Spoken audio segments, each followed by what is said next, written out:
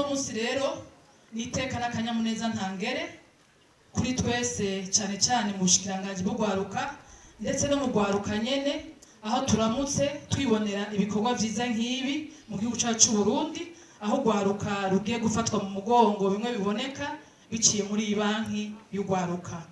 Hari mu mwaka w'ibihumbi 2016 aho ubushikiranganje bwo gwaruka bufashwe mu mugongo n'ibiro by'umukuru w'igihugu bwatunganya inama ya mbere ihuza ugwaruka mu Burundi ndetse n'ibihugu bibanyi bikaba byaciye bifatiraho akarorero keza. Ugwaruka gwitavye iryo koraniro bashikirije icyumviro cy'ugwaruka rurangiza amashuri ari rwinshi ariko rutaronswa akazi ku rugero rushimishije, abifuza kwiteza imbere mu kurangura imigambi yabo ko bataronswa amahirwe yo kuronka amadeni, urose naho amadeni agasabwa ingwate nini atahayikura, iryo deni kandi akaririha ku nyungu nini.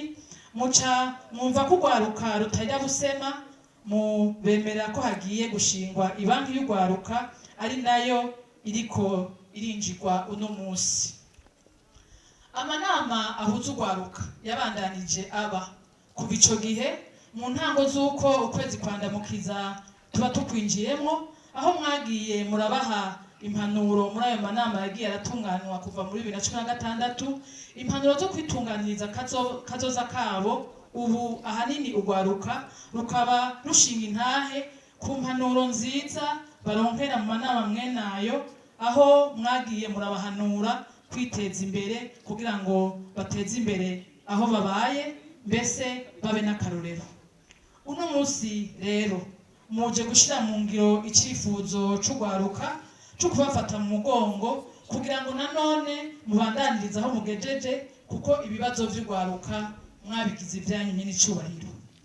Aha twokwibutsa ko ibiharuro vyerekana ko abantu ba mu gihugu cy'u Burundi ugwaruka rurenga ibice 66% ari naco bituma leta y'u Burundi yatahuye ko ataterambere na rimwe rishoboka ugwaruka rusigaye inyuma, ndetse no mu mugambi w'igihugu w'iterambere bikaba bigaragara ko ugwaruka rufise uruhara rudasanzwe. Ugwaruka rero uno munsi ruranezerewe cyane n'icubahiro kuko rufise indongozi z'igihugu zibitayeho, tugiye imbere namwebwe nyene n'icubahiro mu migambi itari mike, haba mu kubakaburira ubwenge mu nyigisho zo gukunda igihugu zo gukundisha igihugu abene gihugu mwagiye muratunganya mwebwe nyene, no mu migambi itandukanye yo kubakurikiranira hafi, haba mu kubamenyereza akazi biciye muri ca kigo abeje, mu kubahimiriza kuja mu mashirahamwe n'amakoperative. Ubu bikaba bigaragara neza kugwaruka gwitayeho kazoza kabo kandi bigaragara.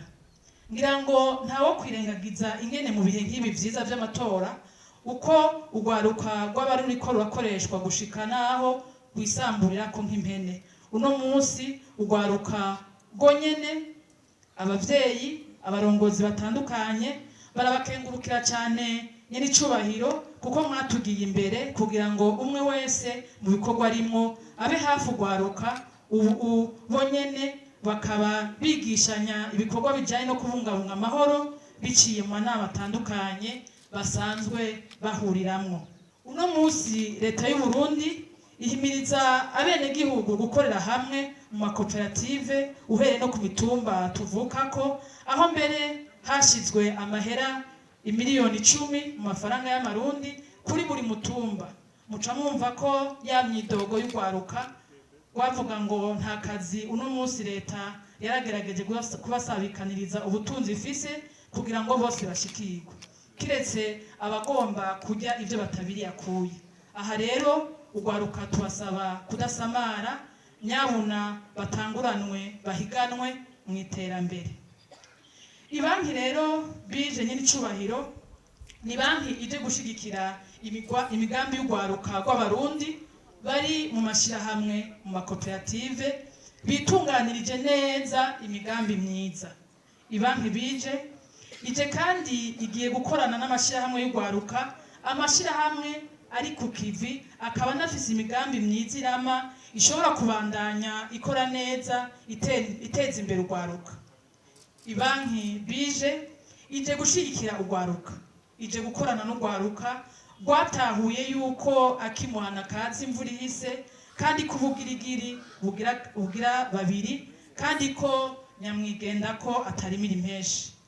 Aha rero urwaruka turuhamagarira gukerebuka. Leta barabonye ko itayaga amasigara cicaro, wa wundi ngo umugabo yihindukiza mu kirago ntihindukiza mu ijambo. Nyene icubahiro umukuru w'igihugu cacu ni ntayagabiri.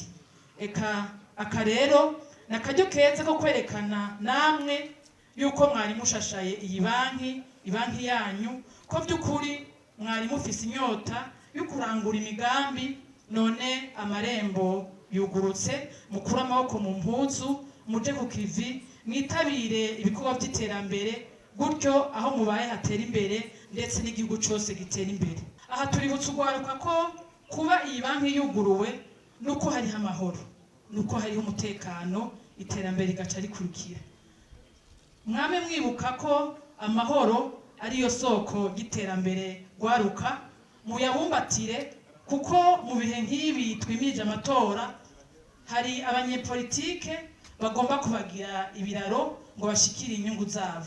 Uno munsi ntitwifuza gusubira kubona urwaruka ruja mu bitagira ikimazi, kanatsinda indawo yibwira uwayiraye ko dufati ku kahise ka vuba, ku kahise kahitiye muri 2015, ugasanga urwaruka ruricuza ruvuga ngo twarahenzwe, nk'uko umenga urwaruka rujejwe kumira ibyo abandi babahekenyeye.